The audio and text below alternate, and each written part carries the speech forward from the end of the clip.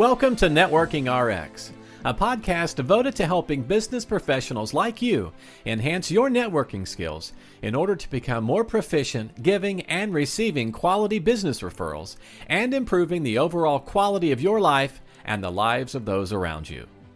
The Networking RX podcast is a production of AmSpirit Business Connections, an organization whose mission is to empower business success through networking. Welcome back for another episode. This is Frank Agan, founder and president of AmSpirit Business Connections. Thanks to those who are tuned in, and certainly thanks to you who have been tuned in the past. I appreciate our subscribers. I appreciate the questions. I appreciate our guests. We have another guest on with us today, and I will turn it over to her in a minute. But before we get started, I do want to remind people we're looking to add quality people to our stable of franchisees.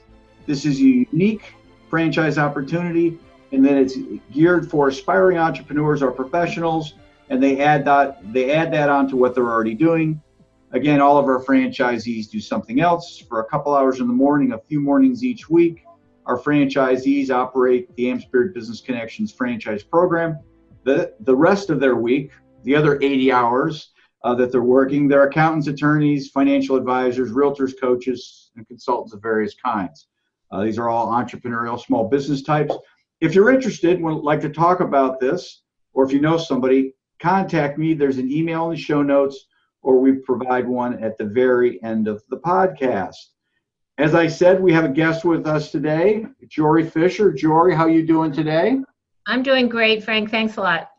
Well, I want you to start out by giving our listeners a rundown of who you are, what you do, and I guess how you got to this place in time. Okay. Happy to do that as quickly as possible. I'm 66 years old now, so this could take a long time. So You didn't have to share that. I'll give you the abridged version. Oh, that's okay. Wisdom comes with age. Okay.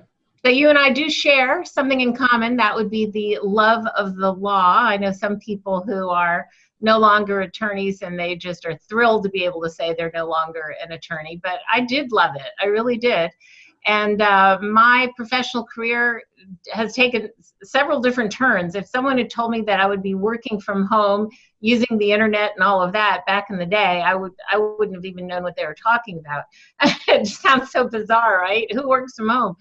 But when I started, I thought I was going to be focusing on my love for Spanish. And I was doing quite a bit with Hispanics. I actually thought I'd be living my entire life in Spain.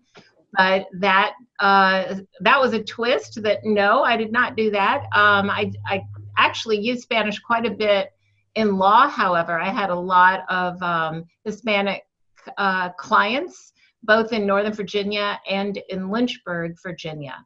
So I did get to use Spanish a lot throughout my career. However, I did decide after working with the federal government for about 5 years when I first graduated with a master's degree in Spanish that I felt more called to go into law and represent the Hispanic population there through the legal profession. So I did that quite a bit, not exclusively working with Hispanics. In Northern Virginia, I was assistant county attorney for Department of Social Services, and then I served out on my own as a guardian ad litem for abused and neglected children. And then that took me through another move to Lynchburg, Virginia, and I was executive director of the Child Abuse Prevention Center, and then went back into the practice of law, serving as a legal aid attorney, as a public defender. And then I had the good fortune of being able to be on the ground floor of a new law school, Liberty University School of Law. So my legal career was diverse. I practiced law almost 30 years. And for the last part of that, I started becoming a coach.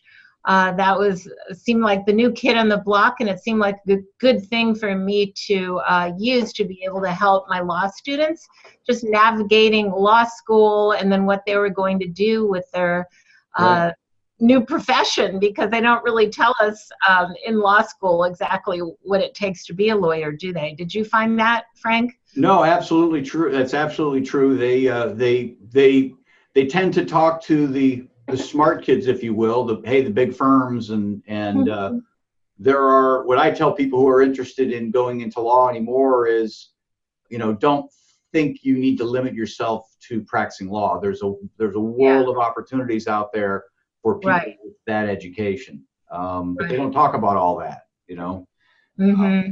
So. Yeah, I actually thought I was just going to pocket the experience and have it be, broadening my worldview and actually getting some more credibility for my work in the government. And I ended up actually taking the bar exam and enjoying the practice of law. So I stayed in it as an attorney longer than I expected. Okay.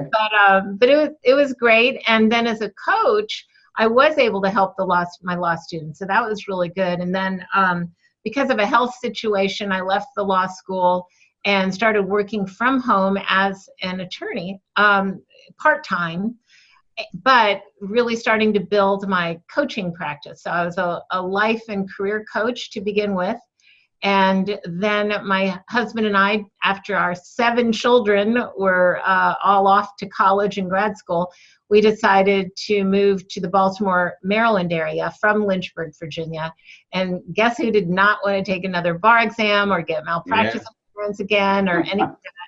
So that's when I decided to just stay in the coaching track, and that's what I've been doing since 2007. Is exclusively coaching and training. Now, when you were with the law school, were you in admissions or were you in placement? Well, I started out as a founding faculty member, so I helped build up their Center for Lawyering Skills, which was really great. And then I became Associate Dean for Career and Professional Development, and I also taught a couple of classes.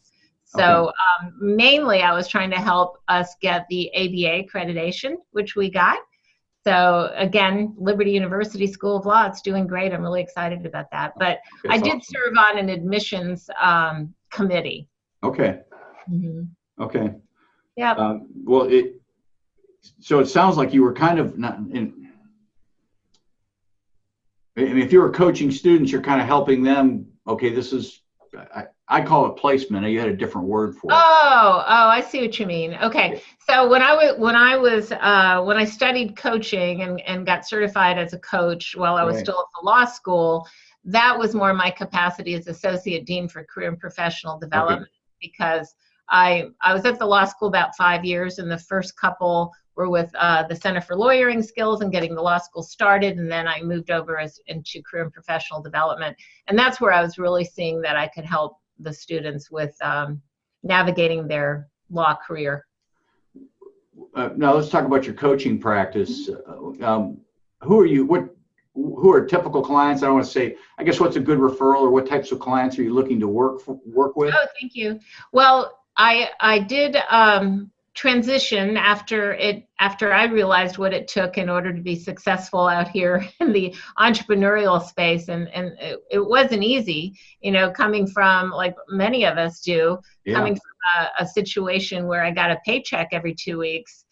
All of a sudden, I hate to say this, but you eat what you kill. I mean, you got to go out there and hunt, so to speak, for clients. It's like, oh my gosh. So it wasn't an easy road for me.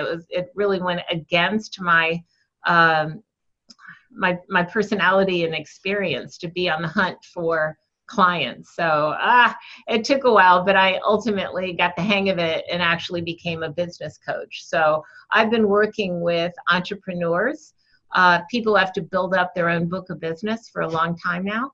Right. And certainly since I've been in Maryland, I've been focusing on helping people get really clear on their calling or their purpose with respect to how they're then going to serve the world, serve their communities in the entrepreneurial space. I think from a networking perspective, you talk about struggling with the sales end of your business. I think from a networking perspective, I think that almost helps you. Just my own perspective on it. People who come up like through the traditional sales, having to make a lot of calls, and I'm going to just put myself out there. To me, that's off-putting. And I appreciate people who are a little, hey, this is who I am. This is what I do. I would like to work with you if you're interested in working with me. Mm-hmm. But there's I think deep down inside, there's probably a sense of desperation, but it doesn't come out. Whereas with some people who are that hardcore sales, that comes out, and again, it's off-putting. So I think in a weird sort of a way, Interesting, yeah. It helps you out. Well, for one thing, I think you're less threatening. Yeah. People resist having the sales conversation. They're afraid they're going to be pushed into doing something that they don't really want to do, or you're going to waste their time or something like that. So if you don't come across that way, because authentically you're not that way, then they're going to be more open to having a conversation with you. And if you think of sales as just having conversations, it's a whole lot easier and less threatening. I agree with you. Well, I think people like to buy. They don't like to be sold. Mm-hmm. They don't like to be sold. So to the extent you can kind of say, well, this is who I am. This is, I'm being authentic. Here are the services I provide. If it's something you want to buy, I'm here and I would be glad to serve you. But I'm not going to try and close you. Right? So, yeah. Of course, we've all heard of the ABC, always be closing, but think of it as always be connecting. Yeah, no, I agree. I totally agree. What makes you uniquely qualified for being a coach?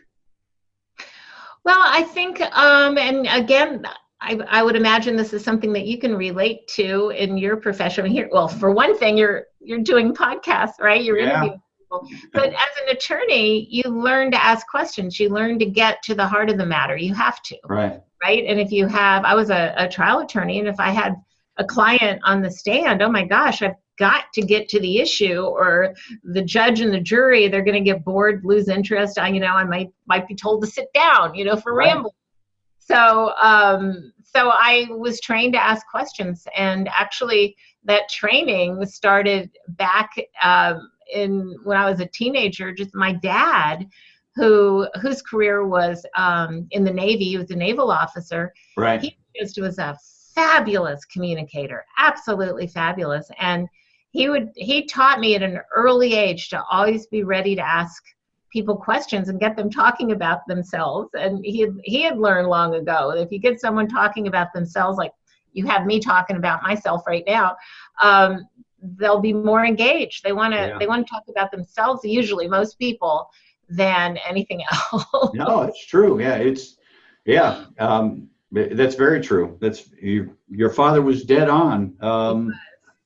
I have a funny story about that. Let me just tell you really quick. Please, go ahead. I used to date at the Naval Academy, and my father would say, look, just when you go to these, they called them T-fights at the time. If anyone researches that, it'll show you that I am 66 years old or older. They don't even have them anymore.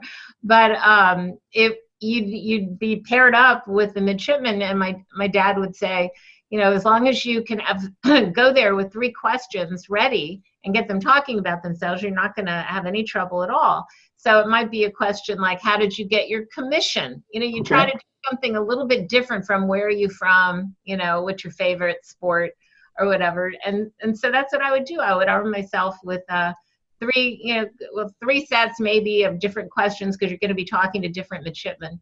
Sure. But it would work like a charm. So I think the ability to ask questions has helped me a lot. I was talking this morning. I was at a networking event this morning here in Bel Air, Maryland, and I was telling a good friend of mine. I said, sometimes I think I have this problem, because I do have a knack for asking questions and getting people talking about themselves. And the problem is that sometimes I'm ready for them to stop talking about themselves, because I want to go talk to somebody else. And then it becomes a question of, how do I politely step away from this situation? Yeah. There are some things that I do so I don't want the person to feel like I'm tired of speaking with them. But I think it does help a lot that I enjoy talking to people, and I know how to ask questions that are different from the regular, I guess. Okay. How's the weather, Okay. Well, it's good. Yeah, that's very interesting. I always find that when I'm in a conversation and somebody wants to, if I need to break away, I will say, listen, there's some people I need to talk to. Let's reconnect later. Yeah, that's good. The reconnect later. That's nice. Yeah, let's reconnect later. Is there somebody I can introduce you to? Yep. Something along those lines. But I have been in conversations where people have kind of cut me off, and it's like, oh, okay.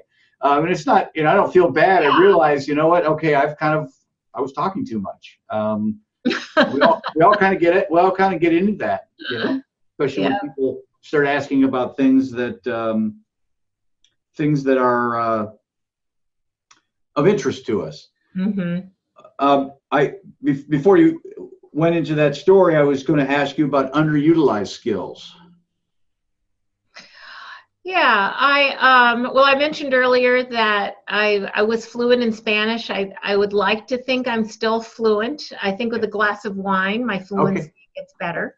Well, you know what? I don't speak a lick of it, so you would sound perfect to me. That's great. That's great. And it's not really a matter of use it or lose it, but I know I can't comprehend as quickly, Sure. when someone is speaking Spanish really fast now. And of course, there's so many different dialects, if you will. But I could still get my point across. I just can't understand or speak as quickly as I used to. So that's underutilized, but that's okay. I've passed on my love of Spanish to 2 of my 3 daughters, so that's great. Okay. And they're fluent. So I'm very excited about that. But with respect to any other skills, obviously I'm not using my legal skills anymore, but I was teaching ethics for coaches for a long time, and I was able to apply law to that, which was nice. And I also have a very keen interest in helping people get clear on their calling. Faith is very important to me, and sometimes I get to use that, but I don't use it quite as much as I used to. So it's nothing that I'm worried about. It's just a matter of, those skills are still there, and they will bubble up when I need them. Right. Well, I think we're all like that. I think we all have skill sets that just become underutilized. I'm somewhat handy, and it's like I really don't have projects to do at this point. But if something breaks or something needs to be remodeled or something, I can do it. But it's been several years since I've had the opportunity. So. And you haven't had to write a will in a long time, I suppose. No, and I never enjoyed writing wills. I've done ours. My wife and I've done ours. We've done ours. We keep those up to date. I always tell people that was the one thing I never was excited about doing is somebody's will. You never felt like you could justify charging for all your time, and it's just very emotional, right? It's just a very emotional thing for people. And I had a client who would call me every day worried about, what about my cat? How's, it's like, oh my gosh, it's, and it's like, I got other things I need to do. And you want to be empathetic, right? But there's a business aspect to things as well. So anyhow, if you had an extra $100,000 to commit to your business, how would you invest it? No paying off debt, no vacations. How much time would I have for $100,000 to spend it? Well, it would be yours. You'd have as much time as you needed. Yeah. Oh, okay. Well, then I think what I would do is invest it in personal development, coaching, a program that and a community really that I'm very much involved with is called Bank Code. And I'm happy to explain that. It has to do with personality science. And no, please do. I wanted to get to that. So yeah, please. Yeah. Yeah. And the company offers really high level coaching. And I've done coaching with the company, but not at that top level. Right. So I would take the $100,000 and I would invest in the top level of coaching and mentoring through Bank Code. And I would also delegate a little bit more than I do already. Okay. Can you, and you and I've talked before, can you explain to our listeners about Bank Code? And the assessment is free. It's very, very, well, it's free, but it's very short. I would love for you to explain about the assessment and then go ahead and give a link so people, if they wanted to take it, they could. Okay, great. Yeah, I'd be happy to. Well, it started with my interest in career coaching, that I just really was fascinated by personality assessments. And like many of your listeners, I took DISC and I took Strength Finders, and I had taken Myers-Briggs, and I loved it. So I decided to get certified in administering the Myers-Briggs assessment. So I was already very familiar with how knowing ourselves can be helpful in navigating the world, relationships in particular, and loved it, right? So when I heard Sherry Tree, who's the creator and founder of the bank methodology and the bank code company, talk about how what she did is she took personality science and did some reverse engineering to apply it to the buying decision. So how is personality science and what makes people buy, or in the case of the name of her book, Why They Buy, how are they connected? And she reverse engineered, and lo and behold came up with a very clever acronym of BANK. B stands for blueprint, which is one personality type. You can kind of get a picture for what the personality type is by the name. Right. So blueprint, a perfect example, could be an attorney or an engineer, because we like the rules and the processes and the systems and all of that. A is action. So those would be, if we say that blueprint is somebody who is inside the box, action is outside the box. And they could be an entrepreneur, an actor would be an example. It could be somebody who's a policeman that I normally think of being associated with blueprint, but let's say that action type police officer decided that, he really loved driving fast cars, and that was why he chose to be in the police force. So you got to be careful, but with respect to action, that's somebody who's outside the box. A nurturer would be somebody who wants to give things away in a pretty box, maybe recycle the box. And then K for knowledge, that is somebody who just designed the box, somebody who is very much into the science of things, how things were made, technology. And so it's really cool that all of that comes together with a perfect acronym of BANK. Because we talk about if you understand personality science, and you can take that to the bank. It just works out really nicely. Okay. And the assessment doesn't take long at all to take, right? 90 seconds or less, which is the beauty of it, right? Exactly. So I'll give that link. Please. You go to mybankcode.com/personality profile. So no spaces, obviously, it's a URL. mybankcode.com/personality science.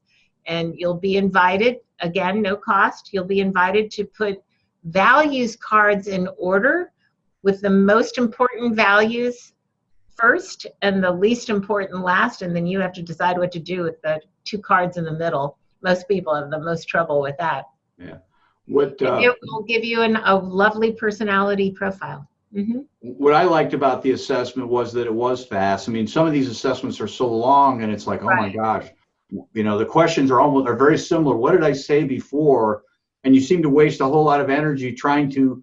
Yeah. When you want to be consistent. Right. Yeah, exactly. And here it's over before you know it. It's almost, okay, here's my reaction to these. Right. So. Well, Albert Einstein said it takes a genius to make something simple. And so in that regard, I got to say Sherry Tree is a genius, because she did not create personality science, but she came up with a system that we can actually use it in the sales process, and call the sales process related to the marketplace and entrepreneurship, or the sales process and, wanting your husband to take you to a certain place for your anniversary. Sure. It's all about sales. Okay, well, that's true. How would somebody get a hold of you if they wanted to contact you? Yeah, thanks. Jory, Jory, @joryfisher.com. And it's Fisher with no C. Okay. So JoryFisher, Jory @joryfisher.com. And my website is joryfisher.com. All right, Jory, I really appreciate having you on today. Thanks for your time. I've enjoyed it, Frank. Thank you. Thanks for joining us on the Networking RX podcast. Please put what you've learned into action today and let us know if you have questions, comments, or ideas for future topics. You can email them to us at podcast@amspirit.com. That's AmSpirit.com. Finally, so you never miss an episode, be sure to subscribe to the Networking RX podcast through iTunes, Overcast, or however you receive your podcasts. Now get out and network with someone. The Networking RX podcast is the copyright production of AmSpirit Business Connection. All rights reserved.